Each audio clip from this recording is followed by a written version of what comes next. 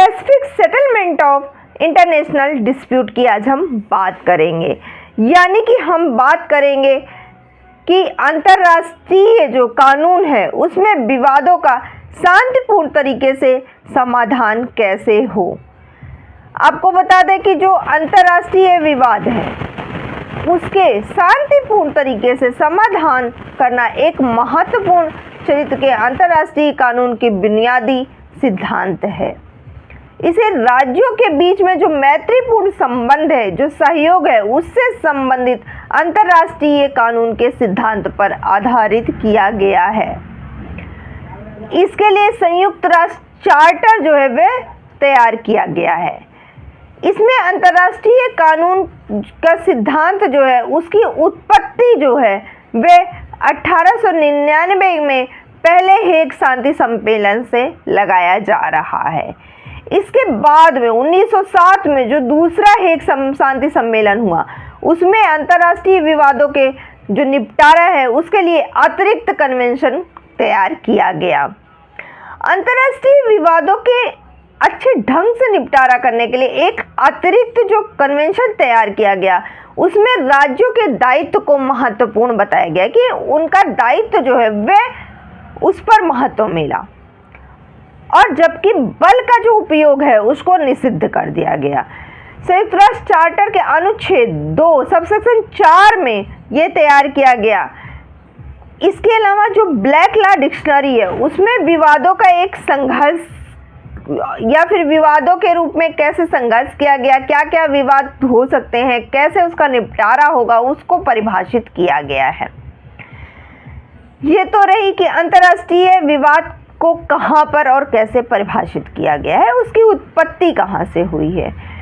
अंतर्राष्ट्रीय विवाद होता क्या है आपको बता दें। अंतर्राष्ट्रीय जो विवाद है वह जहाँ पर कम से कम एक पक्ष, एक राज्य या फिर जो है एक देश कह सकते हैं, यहाँ पर राज्य का मतलब देश से है। तो जहाँ पर एक पक्ष या एक राज्य या एक देश कोई दूसरे अन्य राज्य, अन्य देश, एक अंतर्राष्ट्रीय संगठन, एक अलग से एक राज्य जो एक अन्य राज्य है जो कि प्राकृतिक रूप से बनाया गया है, जो कानूनी व्यक्ति होता है, जैसे हमारे यहाँ का कानूनी व्यक्ति कौन सा है, न्यायालय, वैसे ही अंतर्राष्ट्रीय विवादों को सुलझाने के लिए जो है इन्होंने अलग से चार्टर बना दिया गया। तो वह जो अंतर्राष्ट्रीय संगठन है वह एक रूप से कानूनी व्यक्ति है या एक देश मान सकते हैं या प्राकृतिक राज्य मान सकते हैं, वह मौजूद होता है कि जब किसी अन्य राज्यों में असहमति हो तो वह दुनिया के विशिष्ट हिस्सों में, चाहे वह सरकार के साथ हो, चाहे न्यायिक संस्था के साथ हो, चाहे निजी व्यक्ति हो, वह उसमें शामिल होते हैं। अरे हम अच्छे से समझाने के लिए एक उदाहरण ले लेते हैं छोटा सा, आप सबको समझ में आ जाएगा।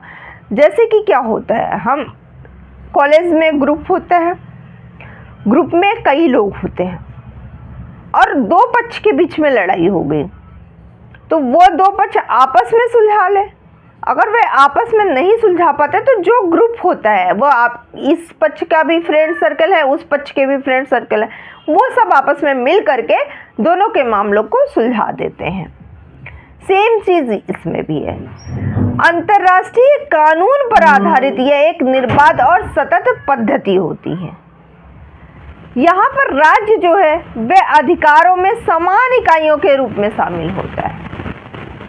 1862 की घोषणा के अनुसार राज्यों का कर्तव्य है कि वह विवाद की जो स्थिति है उसका समाधान कर लें, और जो उसका समाधान करेंगे वह शांतिपूर्ण तरीके से ही करेंगे। अंतर्राष्ट्रीय जो विवाद है उसके संबंध में जटिल रूप से कुछ विवाद ऐसे भी जुड़े हुए हैं, तो जो कि ये विवाद अब केवल राज्यों के बीच में नहीं है बल्कि राज्यों और अंतर्राष्ट्रीय संगठनों के बीच में है, राज्यों और गैर राज्य के बीच में है। तो ऐसे में संयुक्त राष्ट्र चार्टर जो है वह महत्वपूर्ण भूमिका निभाएगा। संयुक्त राष्ट्र चार्टर राज्यों के बीच में जो विवाद है उसके संबंध में महत्वपूर्ण भूमिका निभाएगा।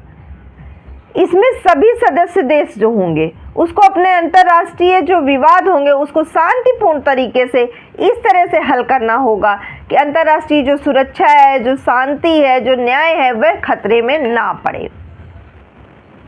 संयुक्त राष्ट्र महासभा के 1982 में एक प्रस्ताव रखा गया था। इस प्रस्ताव में जो विवाद है उसके शांतिपूर्ण समाधान पर जोर दिया गया था और इसी में मनीला घोषणा आया था। मनीला घोषणा का उद्देश्य ही यही था कि जो विवाद है उसको शांतिपूर्ण तरीके से हल किया जाए। संयुक्त राष्ट्र चार्टर का जो अनुच्छेद 2 है, पैरा 3 है, उसमें यह प्रावधान किया गया है कि जो सभी अंतर्राष्ट्रीय विवादों के जो सदस्य हैं उनके द्वारा शांतिपूर्ण ढंग से ऐसे विवादों का निपटारा किया जाएगा कि जो अंतर्राष्ट्रीय शांति है, सुरक्षा है, वह बने रहे और यह सुनिश्चित किया जाना चाहिए कि जो न्याय है वह खतरे में ना पड़े, यानी कि दोनों राज्य जो विवादित राज्य है उनको जो न्याय है वह समान रूप से मिले। इसके अलावा ये जो सिद्धांत है वह विवादित पक्षों को अपने तरीके से समाधान खोजने के लिए जो है स्वतंत्र करता है, परंतु यह जो है ये भी कहता है कि भाई आप अनुचित प्रकृति के सिद्धांत का प्रयोग नहीं करेंगे। संयुक्त राष्ट्र चार्टर जो है वह विवादों को निपटारे का तरीका और साधनों का वर्णन नहीं करता है। वो कहता है भाई आप अपने तरीके से देख लो कैसे विवादों का निपटारण करता है, आप अपने तरीके से आप अपना समाधान चुन सकते हो। परंतु संयुक्त राष्ट्र चार्टर का अनुच्छेद 33 जो है वह विवाद समाधान के लिए एक शांतिपूर्ण साधन की एक सूची जरूर प्रस्तावित कर देता है कि भाई आप इस तरीके से अपने विवाद को निपटारा कर सकते हो। इस सूची के अंतर्गत जैसे मध्यस्थता आ गई, आपका बातचीत हो गया, भाई आपस में बातचीत करोगे तो मैटर को समझोगे, फिर क्या प्रॉब्लम आ रहा है आप दोनों आपस में सुलझ लो। उसके बाद सुलह आता है, अगर आप दोनों को सही लगता है तो आप दोनों सुलह कर लो। सॉरी। पूछताछ, उसके बाद न्यायिक निपटारा, अगर पूछताछ से भी काम नहीं चल रहा है तो भाई आप न्यायिक प्रक्रिया में आ जाओ, न्यायिक निपटारा कर लो। तो ऐसे कुछ इन्होंने आपको जो है प्रस्तावित कर दिया, सूची प्रस्तावित कर दिया। आप इन तरीकों से शांतिपूर्ण ढंग से विवादों का निपटारा कर सकते हो। और इसके अलावा भी यदि कोई पक्ष विवादों को सुलझाने में अगर विफल रहता है तो वे विवाद मामले को सुरक्षा परिषद में भेजने का दायित्व रखते हैं। मनीला जो घोषणा हुई थी उसके जो सदस्य देश हैं उनके कानूनी दायित्व को यह रेखांकित करता है कि वे जो साधन है उसका स्वतंत्र रूप से पसंद के बावजूद जो अपने विवाद है उसका शांतिपूर्ण समाधान प्राप्त करें। और ऐसी जो स्थिति है जो कि स्थिति खराब कर सकती है, कई देशों के बीच में लड़ाई झगड़ा करवा सकती हैं, तो ऐसे स्थिति को ना लाएं। मध्यस्थता की मांग जो है इसमें तेजी से करें। मध्यस्थता सबसे आशाजनक और विवाद निपटारा का तंत्र है बताया गया है, तो मध्यस्थता के द्वारा इसका निपटारा किया जा सके। अब जो अंतर्राष्ट्रीय कानून का विवाद है उसका शांतिपूर्ण तरीके से निपटारा कैसे हो सकता है उसको हम आपको बताते हैं। सबसे पहला चीज होता है कि बातचीत। जो बातचीत है अंतर्राष्ट्रीय विवादों को सुलझाने का सबसे पुराना तरीका है और सरल भी है, क्योंकि कोई भी विवाद है वो बातचीत से सुलझ सकता है। तो बातचीत को एक समझौते पर पहुंचने का उद्देश्य क्या है कि चर्चा के रूप में परिभाषित करता है और अधिकतर संधियों के द्वारा यह एक मान्यता प्राप्त विधि भी है कि भाई आप किसी टॉपिक पे बात करोगे, आपको क्या प्रॉब्लम है, सामने वाले को क्या प्रॉब्लम है, बातचीत से एक निपटारा हो सकता है। इसमें क्या होगा कि जो विसंगतियां हैं उनको हल करने की दृष्टि से विवादित पक्षों के बीच में चर्चा होती है और चूंकि ये द्विपक्षीय हो सकती है, स्वैच्छिक हो सकती है, इसलिए विवादों को निपटाने का यह सबसे संतोषजनक साधन माना गया है। सबसे अच्छी बात क्या होती है कि इसमें जो है सीधे इस प्रक्रिया में संबंधित पक्ष जो है वह शामिल होते हैं, वह आपस में बातचीत कर लेते हैं, तो तीसरे पक्ष का कोई भी हस्तक्षेप नहीं होता है। और यह भी देखा गया है कि जब आम सहमति हो जाती है तो जो विवादित राज्य हैं वह असमान होते हैं, तो छोटे राज्य जो है वह बड़े राज्य के निर्णय को उनको स्वीकार करना पड़ जाता है। तो इस तरीके से ये सुलह हो सकती है, बातचीत से विवाद निपटाया जा सकता है। इसके अलावा कार्यालय, अच्छे कार्यालय का प्रयोग करके, यानी कि जो मित्र राज्य हैं जो दो राज्यों के बीच विवाद को सुलझाने का प्रयास कर रहे हैं मध्यस्थता के द्वारा, इस प्रक्रिया में उनको उपस्थित रहना आवश्यक होता है।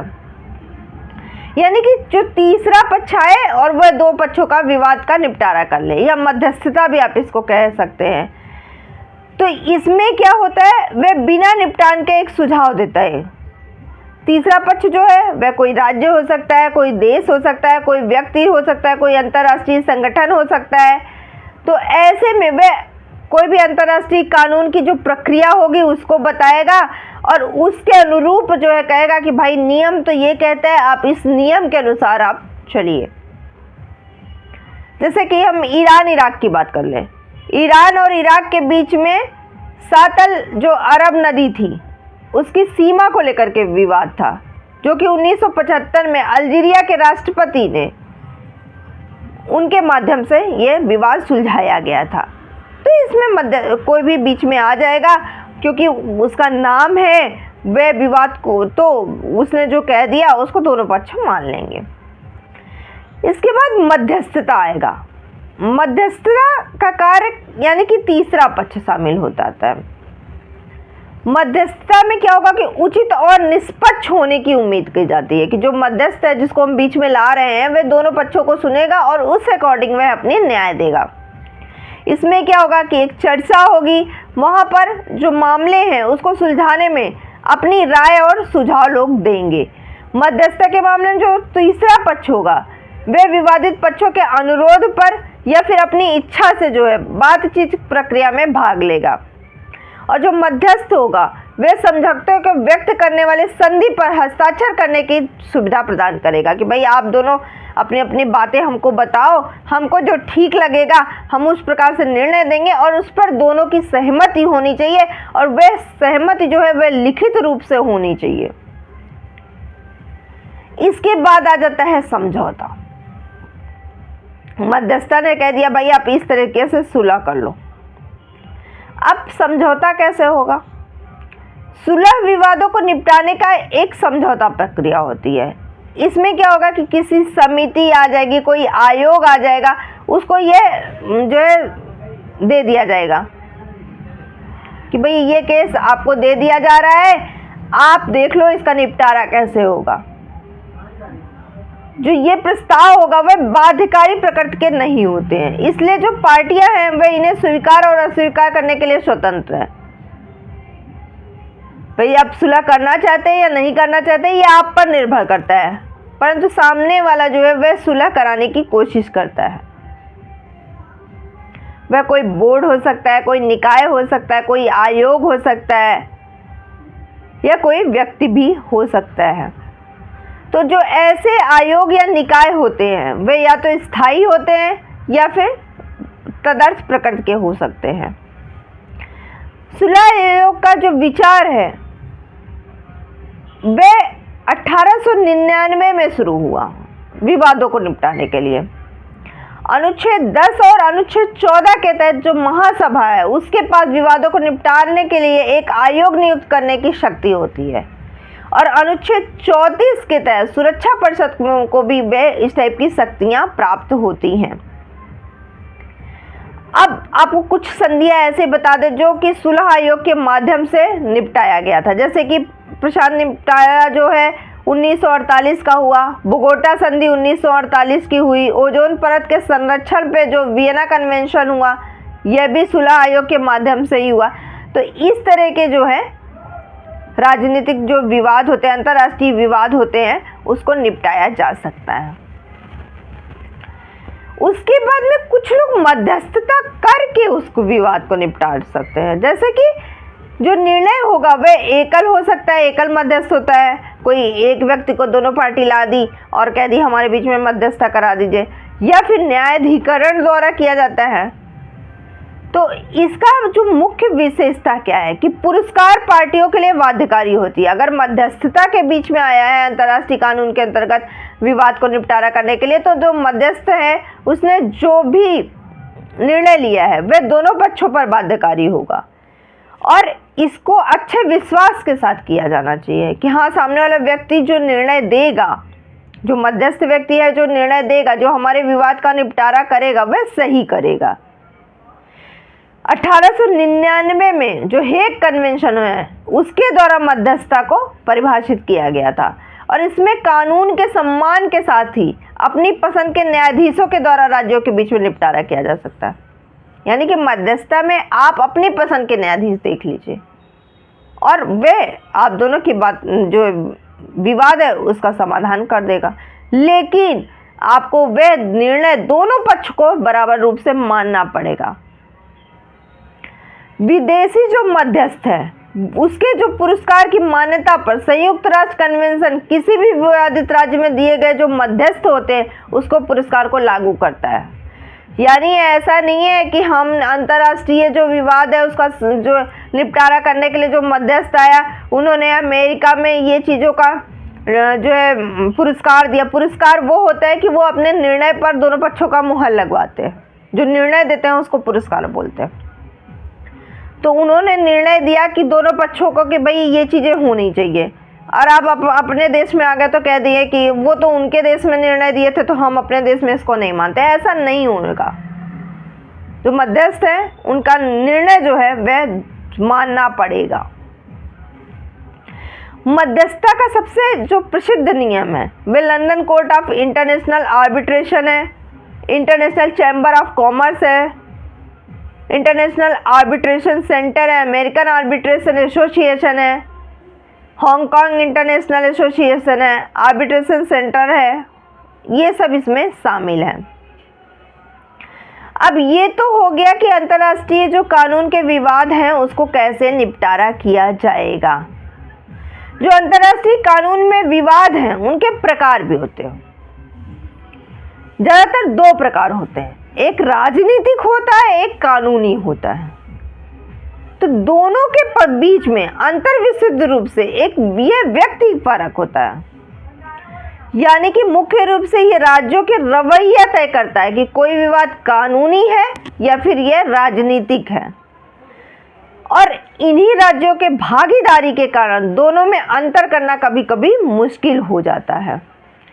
किसी भी विवाद को कानूनी मानने के लिए राज्यों को इसे कानून के आधार पर निपटाने की इच्छा रखनी चाहिए, और राजनीतिक अगर विवाद है तो फिर उसको दो राज्यों के बीच में अगर असहमति है तो वह राजनीतिक और जो है कानूनी दोनों रूप से उत्पन्न हो सकता है। कानूनी अगर रूप से विवाद नहीं निपटा रहा है तो वह विवाद फिर राजनीतिक हो जाता है, फिर उसको व्यक्तिपरक अंतर व्यक्तिपरक मिल जाते हैं। उसमें फिर अलग अलग राज्य वह अपने तरीके से मिलते हैं और इस तरह वह निपटारा करते हैं।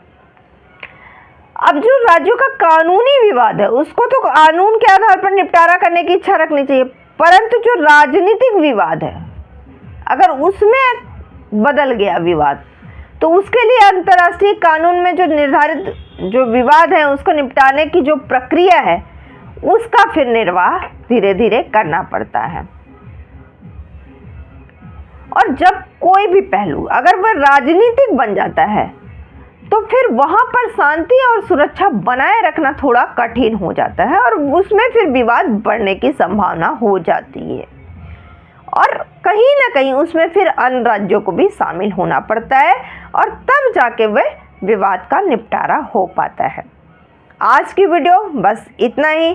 अगर आपको हमारी वीडियो पसंद आई हो तो प्लीज़ लाइक कीजिएगा, शेयर कीजिएगा, सब्सक्राइब कीजिएगा, बेल आइकन दबाना बिल्कुल मत भूलिएगा, जिससे कि हमारी वीडियो आपको लगातार मिलती रहे।